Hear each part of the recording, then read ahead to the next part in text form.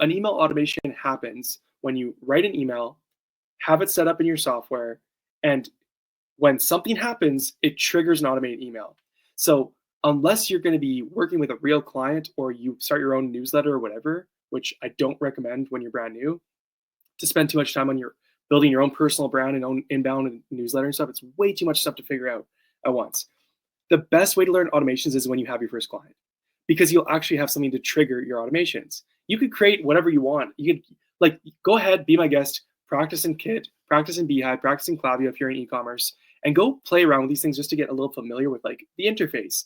But trying to like practice setting up an automation, it's kind of a weird thing because you need people to trigger that automation. You need customers to trigger an automation. You need people to sign up to your email list to trigger a welcome email automation. You need people to abandon cart on an e-commerce website to trigger an abandoned cart flow. You need people to make a purchase to trigger an post-purchase automation. So like the best way to learn the software for now, like, you know what I did? My first client I ever landed where they wanted me to use email software, I didn't have any clue about it. But I was like so scared that they were going to be like, okay, so what's your experience with this software? Have you actually done this before?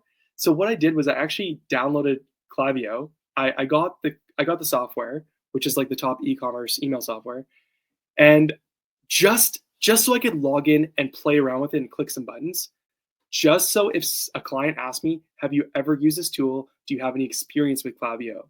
Which I knew the question was probably going to come from from e-commerce guys who I was targeting at the time. Um, I wanted to be able to say, yes, I've used this. Yes, I have experience. Just to be able to have the confidence and just so I could show up like not looking like a fool.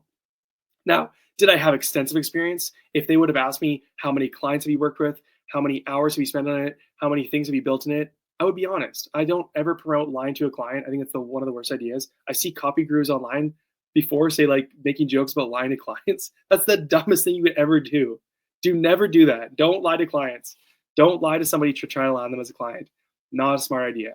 Honesty is always the best path for everybody. You have less anxiety, things go well, you keep clients longer.